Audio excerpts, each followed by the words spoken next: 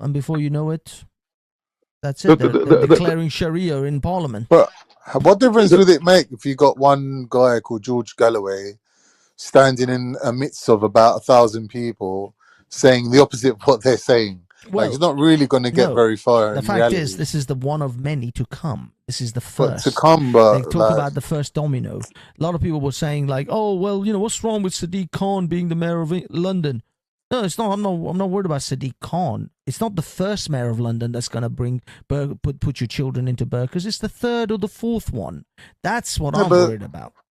That don't make sense. That's that saying because Barack Obama wasn't white, that's opened the door for all non-whites to become president of the United States. It's not really going to happen. Was at least an American. He was at least. Was he? I think that's open to question. A lot of people say he was, but the fact is that I mean, even that in itself has some question marks. There's some validity into that conversation of should America be run by someone that's named Obama at the end.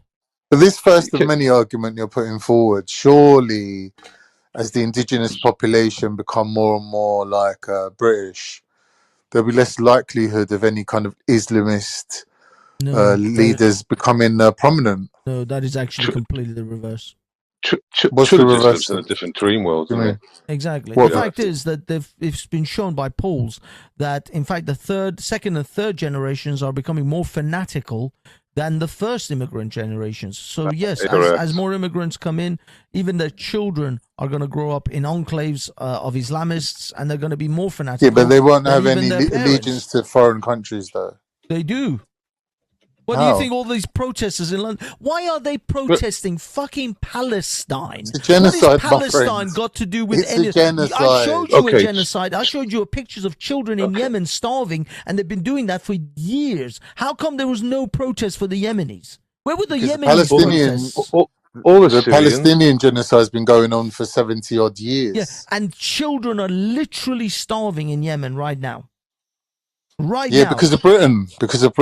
Oh, is it because of Britain? Well, if it's even because of Britain, why weren't you out? Protesters for why weren't you out? Exactly. Yeah, why weren't you out? That's a ridiculous argument. That doesn't make sense. Well, how would you be ridiculous? Where's my support for my Uyghurs? Is the protesters for the Uyghurs? The only result that comes to my conclusion is you're so people are so upset about Palestine and Israel. Is it that you don't care about Yemen, but you hate the Jews more? Is that what it is? Is that why people react to it? That's ridiculous. You turn a blind eye in Syria. To insinuate that being a pro-Palestinian is being anti-Jew is ridiculous. Yes, no, it is. It's undermining the whole. 100% true. Why weren't you out? They're protesting over a genocide. Yes. Because it's Jews that are committing it. If other people were committing it, nobody would care. It's not just Jews that are committing it. England's complicit, America's complicit, France and Germany are complicit. You want to get anything done in the world, you want to get support for the Yemenis kids, go and tell them a Jew is killing them. You'll see the protesters in there's no foundation for you to make that claim. Of course there is, because we just pointed it out to you. We just pointed it out to you. Children have been starving, and not a single protest in London for them. That doesn't prove anything. Of course it does. It shows. Well, it proves you ignore it. The fact is, proves you ignore it. I told you on Velis, we can see how you Muslims are moving in England.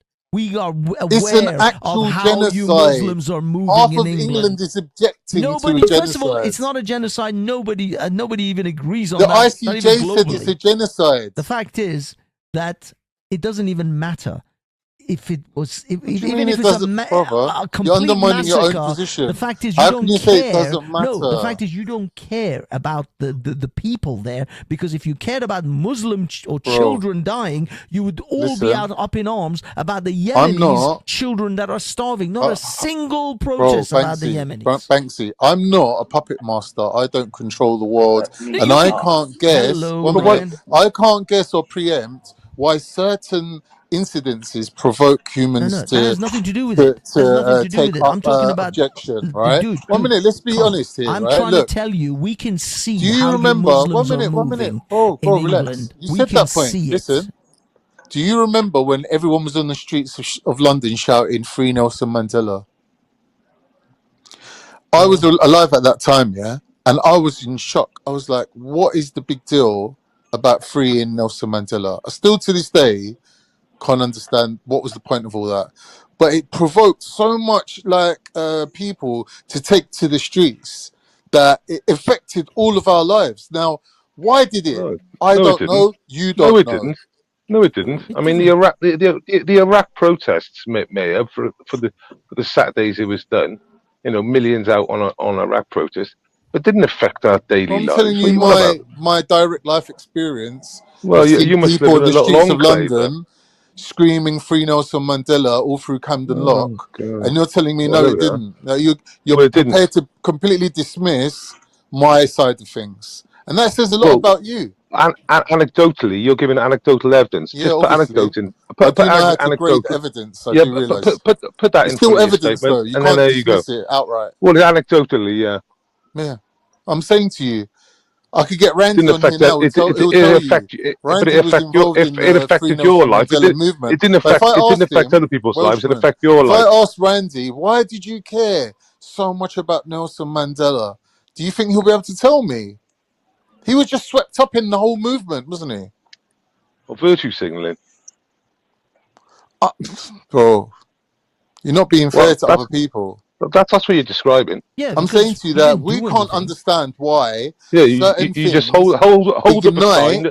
You just hold up a people sign that someone gives to you, do mass and then protests. shout We and can't scream. That's listen. virtue signaling. There's no rhyme or reason to it, right? Oh, no, It's no. like Sorry, it's like a sorry. Come on. forest Early on, fire. you said ICJ said that it was a genocide. They declared it a Yeah, genocide. Is that what you're yeah, yeah, asserting yeah, now? yeah, yeah, yeah. When did they actually declare it a genocide? I forget the exact wording that they used, but there was some sort of like It needs to have a word dodgy wording genocide in that it. they used to say that it's like a genocide. It's actually happening now, basically. So for legally something to be declared a genocide, it must be over, must be finished, so they can look back on it and say, yes, this was a genocide. But because it's happening now, they can't Have you actually checked the pass the definition? ruling on it.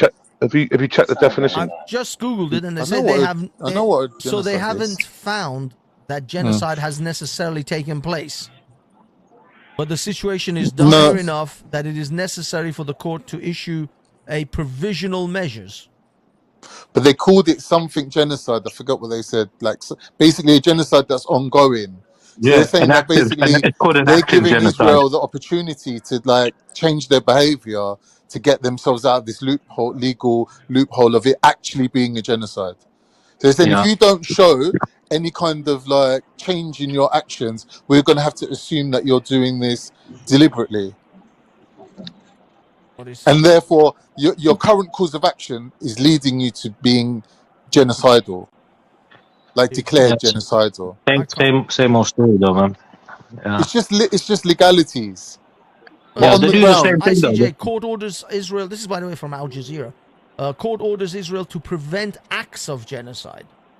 yeah, because there are current acts of genocide taking place. No, to prevent acts of genocide, not Yeah, that they are no, committing to genocide. stop doing genocide, basically. No, That's that's not what not it it. says. That's not what it says at Yeah, all. is it? It Billy, says just the bro. court look. orders Israel to prevent acts of genocide, not that they're Yeah, because committing they haven't genocide. been actively. No, because if They they haven't were been committing actively genocide, preventing the acts they of. would say No, the no, court Banksy, orders them to listen. The acts stop of committing genocide that taken genocide. place, Israel army and Israel government are putting their hands up going, oh, well, what can we do? These things happen. And they're saying, no, you're responsible. If it happens under your watch, you're responsible for these things happening. Yes, but they haven't actually told them that they are actually committing genocide. They're saying they should prevent acts of genocide. Yeah, the genocide that's actually happening. No, Oh, no, that's the no. problem. Triller. No, Now, that's Khan you're talking to, not Thriller. okay, sorry about Sorry, guys. that. Let me bring in Yeah, Ryan. let And me then just get. Triller, Let me just. because we've got people that haven't spoken yet. This is Hey, how's Khan it you're going, talking group? to, by the way, guys. How's it going, Ryan? It's good, mate. It's good to see you. If it's a genocide, there's only 30,000 people that have died out of like 2 million, so I think it's far from genocide. So what is happening is That's it's kind not of the definition disgusting. of genocide, my brother.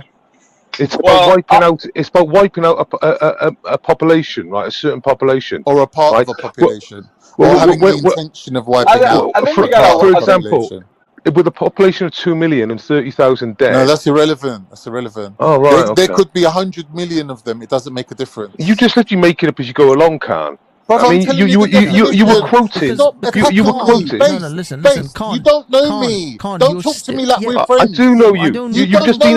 Wait there, Banksy. You don't know me. You've just been You're arguing about Banksy. Stop misrepresenting me. Khan. You fucking utter moron. Nobody knows Sorry, you. But what I will say is that no, but he's talking like we're pals and he understands. No, you just made the statement that it not is talking to you like a pal. if it can be proven that they intend to genocide.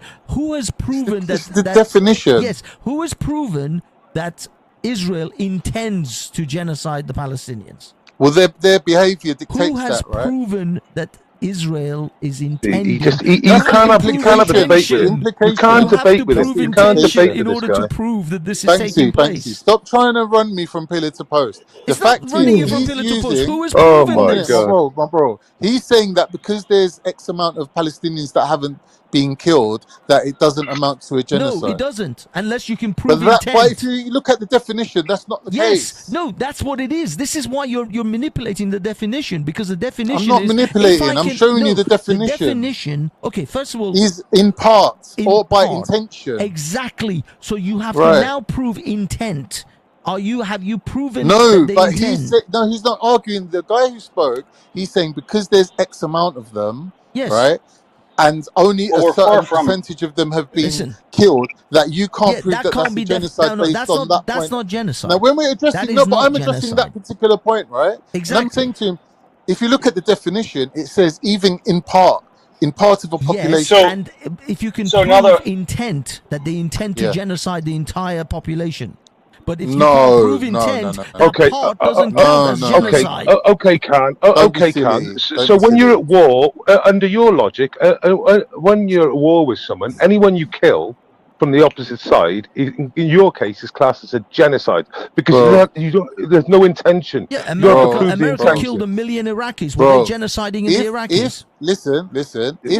On Khan's logic, yes. On Khan's logic. Listen. If the Chinese killed all the Uyghurs and we said that's a genocide, then the Chinese government turned around and said, well, these people are ethnically Turkish. There's about 1 billion Turks on this planet. We didn't intend on killing all of them, so it's not a genocide.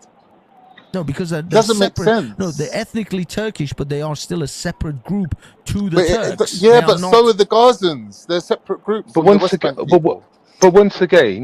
you're on about actually genociding them.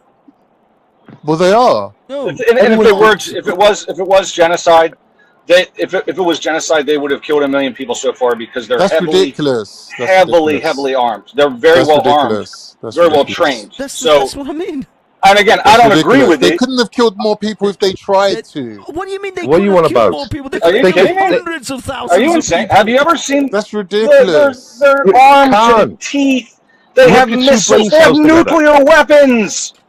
Brother, bring up the definition of genocide on the screen so we can see what we're working with. Because you lot are really taking advantage here.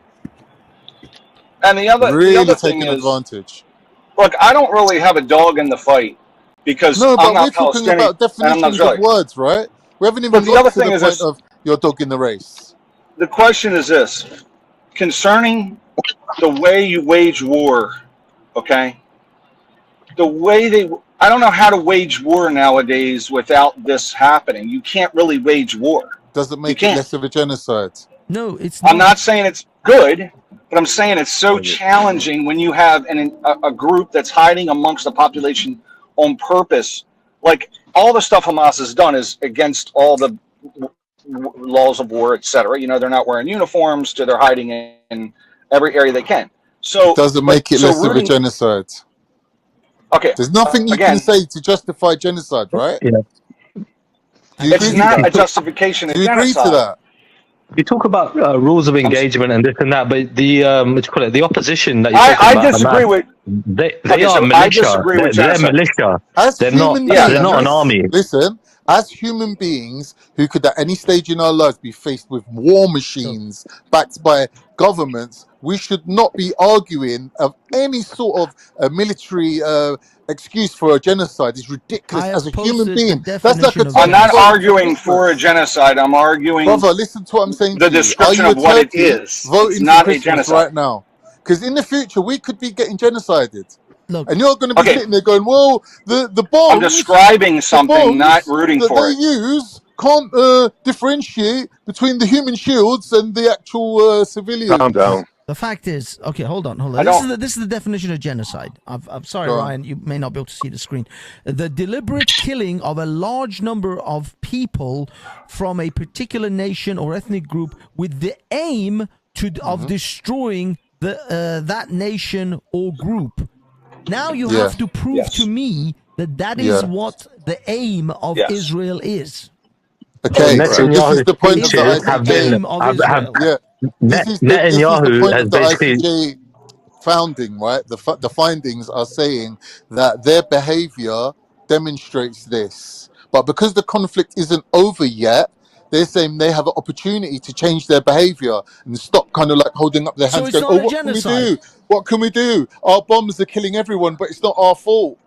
No, the fact is that they have to be declared as actually committing genocide. You're saying that they are saying that they have the ICJ is saying they haven't actually declared it as a genocide, but it could potentially be a genocide if they carry on with XYZ. So it's so when you say it's a genocide, it's not a genocide. No, but it's just waiting to happen. It's a genocide in waiting. It's not actually a genocide. Genocide's actually taking place. So what Saddam Hussein did to the findings to the Kurds are waiting to kind of like it's hanging over their heads. It's waiting to be put into place. But it's not a genocide. So what Saddam Hussein did to the Kurds was a genocide. Sorry, there's no way they can change their behavior from our point of view. Answer Ryan. What did he say? Sorry. What Saddam Hussein did to the Kurds was he went in and he said, "Oh, you're a Kurd. We're going to kill you." Right? Like he just exterminated you because you were a Kurd.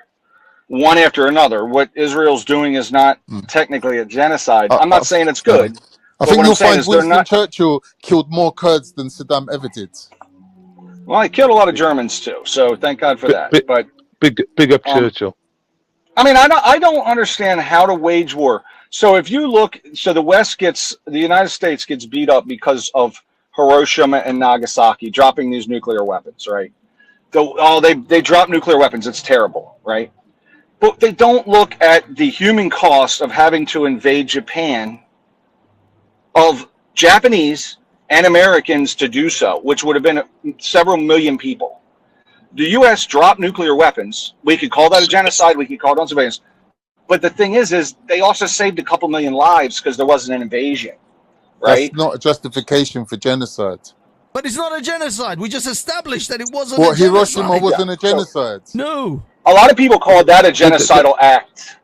Dropping the nuclear weapon was a genocidal act, but it was actually indiscriminately killing innocent civilians is a genocide. Of course it is. But the thing was, they weren't trying to wipe them out. They actually wanted them to surrender, like completely. Yes. That was the intention behind it. So it wasn't a genocide.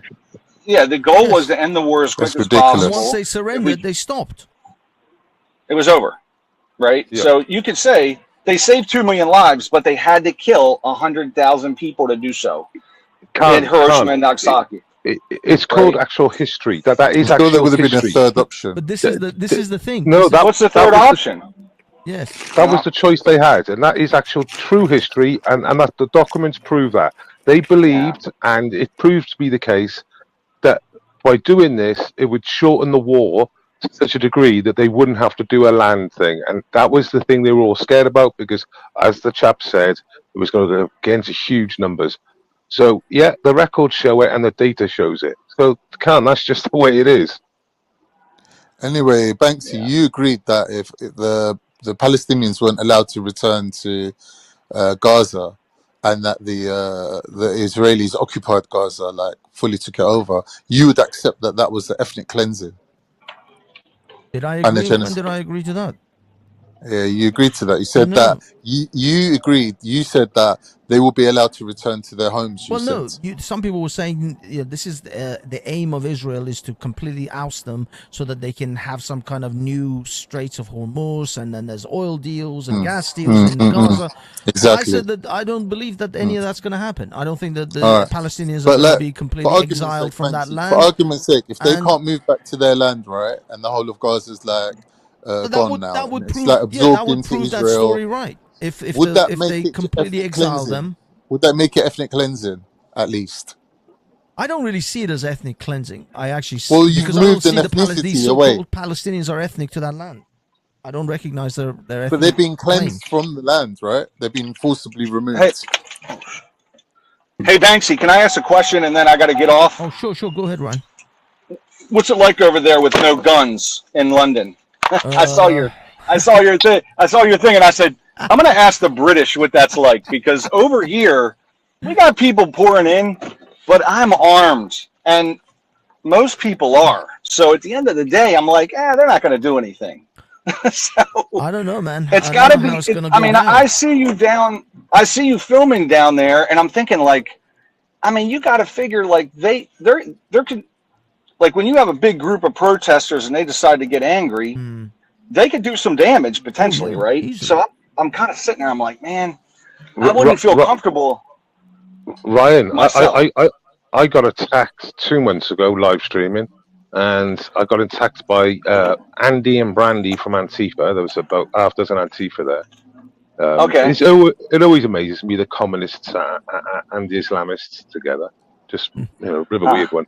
And this British chap that was all covered in a big like mask and everything picked up a road sign, and I thought, and he put it above his head, and he said, and I said, you don't want to be doing that, because I knew what I was going to do. I was going to kick him right in the fucking bollocks. Yeah. Because he had the road sign with both his hands above his head. But what do you do, Banksy? You a granddad. You should be at home with your pipe and slippers, mate. Can I answer Ryan's question? Yeah. Like, hey, there would be like, you don't know me, Khan. You don't know me. I don't want to know you either. Okay. Let Trilla have his moment. I mean, one thing I want to say before Ryan goes, Ryan, I'll be perfectly honest with you. We're mostly running on kind of like hope and a prayer. You learn some self-defense. You learn some, for me, I trained with some people who were security. Bouncers essentially at nightclubs, and it's all about awareness. Just as long as you keep yourself aware, keep your head on on a swivel, and just make sure that you put yourself in a place where you're outside of that danger zone. Unfortunately, when I go to these protests, and because I want to keep myself in that safe sort of zone, it sometimes puts me out of the greatest, like the best shots or the best moments to catch the best things. So unfortunately, because of I've seen people kind of gather around you and almost converge on you, and that's a very scary thing when there's a crowd closing. Even if you have a weapon, like a crowd closing on you is terrible, right? So, and I've seen that. I'm like, man, that would make me. Because I know these people are right now, in mob mode. They've got that mob mentality going, so you can't really. There's you have a life conversation to have. Banksy's going through Palestine at those rallies, but and you have a life. You got a job. You got a family, and you got all this stuff. And some of these people don't have. They have no skin in the game. Like they don't care. Nothing to lose. See, the thing is, Ryan, if we had guns in the UK, it would be a completely different proposition to what you have in America or United States, because we're a walking distance from Downing Street. We're walking distance from like the House of Commons, where they hold like their political sessions, right? So if everyone's walking around with guns, those politicians would be more at risk and unable to carry out their democratic processes. So you got to remember how small England really is. Yeah, it is. It is. Well, that's not. Well, to be honest with you, MPs can't walk around and do their business at the moment, can they? But the thing is, that's not really a thing about not having guns, because Switzerland, everyone's armed in Switzerland, and Switzerland's a very small country as well. It's not the size of the nation. It's mountainous. It's still quite mountainous. But what I mean is, it's not the size of the nation. It's the attitude of the people with the guns and the attitude of the society. I think I think if we added guns in this country, right, you would see what's happening in places like America. I ain't got the stats, but like, you would have significantly less school shootings and things like that. You know what I mean? In America, if you had no guns, right, and so on, right? Because again, a lot of this is down to like probably mental health as well. You got a lot of nutters there that can easily obtain a gun. Not even that. And well, no. They can't easily obtain a legal gun in America. You can't. The in authorities America, don't really trust the population. You need background checks. It might not be that easy, but the fact is, right, a lot of people, right, could have mental health issues that already have a gun or whatever, right, or can obtain one. And then they use them, right? Right, but that's the thing. Well, there are more guns than people in your country, right? Up until World War II. Up until World War II. Okay. Just to give you a bit of context. Just to give you a bit of context, Triller. Let me just finish up with Triller, because because you mentioned that there's more guns in America than people. I think that's correct. There's also more guns in Canada than America, but it's the completely opposite. There's the attitude of the people. There is. It's an attitude thing. I think it's also a mental health thing.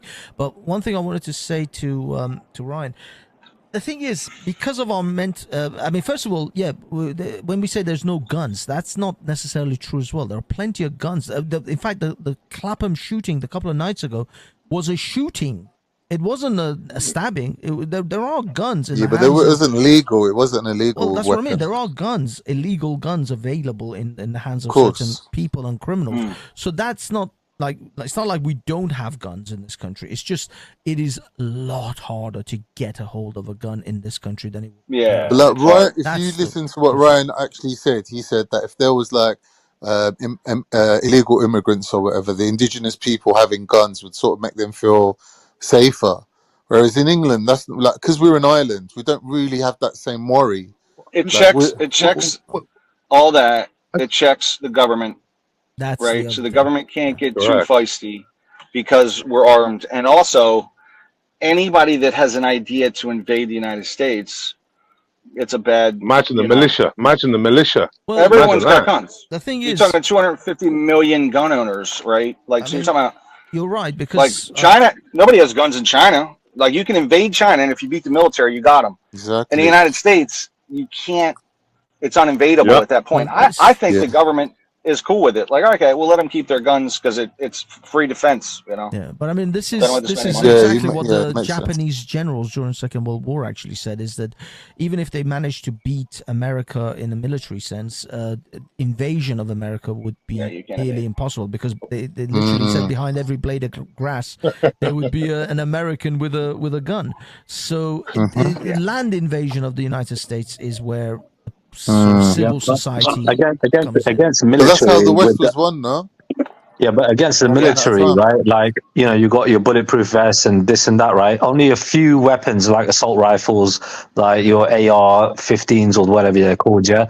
Like, only a few weapons can penetrate, do you know what I mean? And be effective against actual army compared to, like, your No. Guerrilla warfare. It's all guerrilla, That's all I've got to say is guerrilla warfare. Full stop. Yeah, they can't. It's so difficult to get. You have to literally take everyone individually, take their guns. I have 6 guns, and I'm just like a schmo, right? I got an AR. All these people have ARs, are number 1 rifle in the country, so nobody's invading anytime soon, you know. But they just need to get it together. They need to get together, like, mental health and all the other stuff to stop the school shootings are horrendous. The other thing was, though, I saw a video which I think. Actually, it was Barnabas. Barnabas was playing this video on his show a few nights back, where Biden was talking about banning the ARs, banning so-called assault rifles. This is where these guys want to move to, and they are desperate to move there to ban those types of weapons. I don't know. I mean, this is if Trump gets in, I know you guys are going to be safe for that period, but then you got to realize. These guys, they're not going to give up on this whole gun banning thing just after, they're going to keep, they'll keep trying that. But they're not going out too many people fight. Too many people have guns, and even, I'll tell you something that's funny, is if you go out to Vegas, there's gun tourism, and it's all Brits. Yeah. They're going to Vegas. They want to shoot like all these different. It's like This is the greatest thing, they love it. So they're know. like, yes, I'm going to Vegas to just shoot weapons, That's but what we've they been want seeing to it do. in movies since we were children, right? We've been indoctrinated into that. The Yeah, guns that's are right. cool. That's right. Yeah, a bunch of my friends That's went. right. Actually, they shot like a Uzi 9mm, a Desert Eagle, all of these. Well, you got everything out there. Like it's machine. It's like straight up. Yeah. I mean, heavy machine guns and Barrett 50s Yeah. and like actual military guns, not just the stuff that they say we have assault rifles, but they're semi-automatic. One trigger pull, one bullet comes out. It's not a machine gun. Yeah. But out there, it's everything. Uzis. So pretty cool. Right, Ryan. Do you find it funny that your politicians, mainly, not always, but mainly the Democrats, don't know an assault rifle and a semi, or an AR, for example? They don't know the difference. They don't understand it, and they don't. It's like an automatic or gear car. It's a very simple definition, isn't it? It's just one push, multiple bullets. No, one push, one bullet. One push, one bullet. And then they're like the AR stands for assault rifle. It doesn't stand for assault rifle. It was an Armalite, I think, was the original name of it. Armalite. So it was an AR-15. They always, they don't have anything else to blame other than guns, right? So they can't. So that's their default. If someone gets killed, we got to ban guns. Like that's the first thing they do. It makes it easy for them because they can just vilify the gun lobby, and then but they're really not trying to address the issue because they only do it when whites die. In the city, there's 10,000 black people a year that die in the United States by gun violence, and they don't come out and say anything about that. They're like, it's cool, but if a white person in the burbs gets killed. That's crazy. It's a war zone. It's a war zone. It's like Yemen. It's like Yemen in the Europeans. Yeah. They don't talk about it. They don't talk about Chicago and the shit that's going on in Chicago. Don't care. They won't mention it. Yeah. They could care less. They're like, but if a white in the suburbs gets killed, they're all over that, and it's just political talking points. It's all garbage. So they're not really trying to fix anything. They just want to. And I think a lot of the Democrats are very effeminate in their just the way they are. You know what I mean? So, and I mean, I'm not even a Republican. I'm not like a Trumper. I'm kind of a moderate, But the Democrats are just pathetic now. They're just weak. Yeah. To So be honest with you, I thought Trump's policies were quite moderate. It's just that he's very very outspoken. Trump's a lot of his policies were effective. And he was right about a lot of stuff, but he just acts like a flaming asshole, frankly, right? Yeah. He acts like an idiot. He's not, he's a bully. I mean, there's so many times where if Trump just shut up and enacted his policies and just shut his mouth, didn't fight on Twitter, it would have been a good situation, but he wanted to just be the face of COVID. What an idiot. So Ryan, he used to do his tweets at like 4 a.m. He's getting up at 4 a.m. doing his tweets. I mean, yeah. I mean, no disrespect to Trump. I've said this many a times.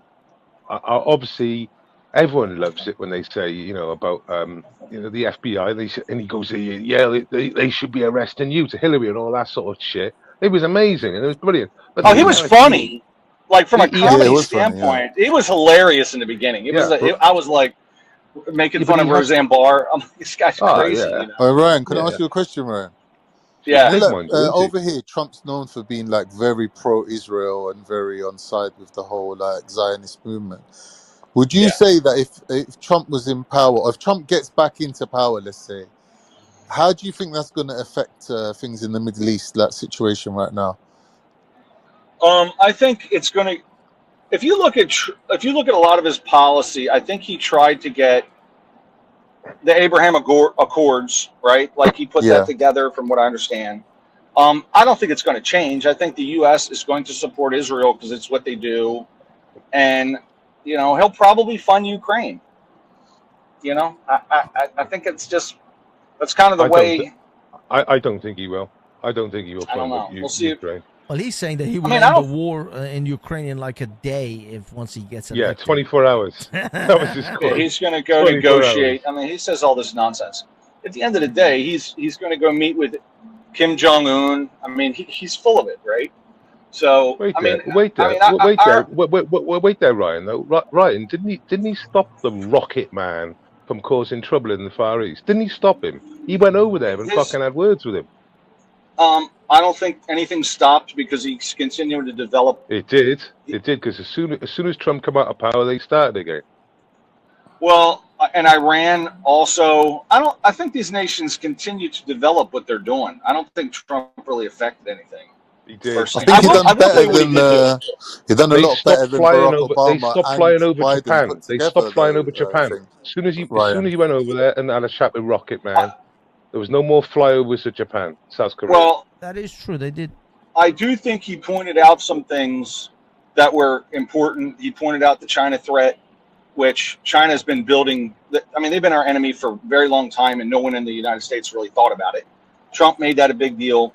The border was a big deal, and I feel like his there was another policy he had that was very smart. I can't remember. Oh, he cut corporate taxes, which personal income taxes he can raise as much as he wants. We already pay very progressive taxes, but by cutting the corporate tax, it's I think it has a good stimulating effect on the economy because corporate taxes are a trick. I mean, at the end of the day, like just the consumer pays. They pay it, and it's in the cost of the goods. I mean, Walmart doesn't lose money if their corporate taxes go up; they just raise the prices. Yeah. So ultimately, it's the cost. But the Democrats, well, that's it. They pass a cost on, but Democrats are like it's greedy corporations. I'm like, listen, man, it's. I mean, come on. Ryan, I seen an interview. I can't remember who it was by, but it was someone important in the motor trade. I don't want to go too tight on it, but he knew his beings in the motor trade. So when Trump got into power, and I can't remember, I think it was General Motors or one of them, wanted to build it was a Cruise. Who makes your Cruise? It's General Motors, isn't it? I think Chevy, yeah. Oh, when he was relocating the plant to Mexico? That's right. So they were going to relocate, and he turned down, he said, "Oi, hey, if you pull up and go to Mexico and then think you're going to import the vehicles back into the US without getting fucking hammered, you got nothing coming." Overnight, this chap said, all the companies had to rearrange their future plans because that's what they were all sort of basically planning to do. And he went, no, we're on any of that shit. And I think you bring up it's a good point. And what you're saying is the messaging was strong, right? Yes, so, everyone knew from that point on where they stood. Yeah, he can't really do that, right? He has no effect because he's just the president, but it would have to come from Congress to do something there, right? But the messaging from Trump was good. I think the difference between Biden and Trump with the policy at the border, Trump's like, look, we don't want you here, and we're going to let you know that because we're going to build a wall and we're going to deport you, right? Whereas Biden is saying, "Oh, it's going to be humanitarian. We're going to be compassionate." People hear that and they go, "Let's go to the U.S." Right? So I think the messaging from Trump was a lot better than Biden. I think Biden makes his own problems,